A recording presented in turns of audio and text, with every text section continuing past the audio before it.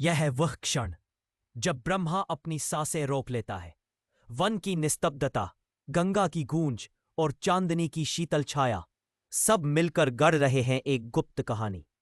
ऋषि विश्वामित्र वर्षों से तपस्या में लीन देवताओं के समक्ष शक्ति पाने का संकल्प किए, पर क्या वास्तव में उन्होंने अपने भीतर की हर आकांक्षा को जीत लिया है, या फिर उस निस्तब्धता के पीछे छुपा है कोई अनकहा आकर्षण जो उनकी साधना को भंग कर देगा।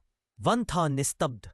दूर गंगा की कलकल ध्वनि बह रही थी, साल साल के पत्तों में हल्की सरसराहट सुनाई पड़ रही थी, और तारों से भरा आकाश मानो इस निस्तब्धता का साक्षी बनकर चमक रहा था। इस निस्तब्धता के बीच एक कुटी, कुटी के सामने दीप शिखा जो फैला रही थी शांत पर रहस्यमयी आभा। कुटी के भीतर बैठे हैं ऋषि विश्वामित्र, अनाहार से क्षीण शरीर, फिर भी आंखों में अद्भुत तेज। वर्षों की तपस्या ने उन्हें बना दिया है एकाग्र और अडिग। उनका लक्ष्य केवल एक, असीम शक्ति प्राप्त करना, देवताओं के समक्षक होना। विश्वामित्र, अंतर की आवाज दृढ़, मैं देह के मोह से ऊपर उठ चुका हूं। मैंने इच्छा पर विजय पा ली है। मैं केवल उसे दबा रहा हूं। यदि वह फिर से जाग उठी तो मेरी तपस्या भंग हो जाएगी। उस रात पूर्णिमा का प्रकाश गंगाजल पर झिलमिला रहा था। अचानक हवा में आई एक अजीब सी सुगंध। फूलों की महक के भीतर छुपा था कोई अनजाना मादकपन। यह कैसी गंध इस वन में तो पहले कभी नहीं महसूस हुई।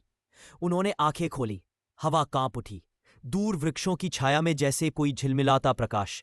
कौन वहां? कोई उत्तर नहीं, सिर्फ वही सुगंध, वही नूपुर की प्रतिध्वनि। वे फिर से ध्यान में बैठना चाहते थे, लेकिन मन स्थिर नहीं हुआ। आंखें बंद करते ही लगता दो आंखें उन्हें देख रही हैं। एक मधुर मुस्कान उनके अंतर को हिला रही है। उस रात वे सो नहीं पाए। मन में गूंजता रहा केवल एक प्रश्न, क्या मैं अपनी साधना को बचा पाऊंगा यदि सचमुच किसी के कदम इस वन में पड़ चुके हैं?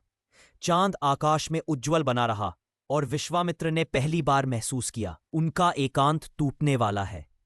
कौन था वह अदृश्य स्वर?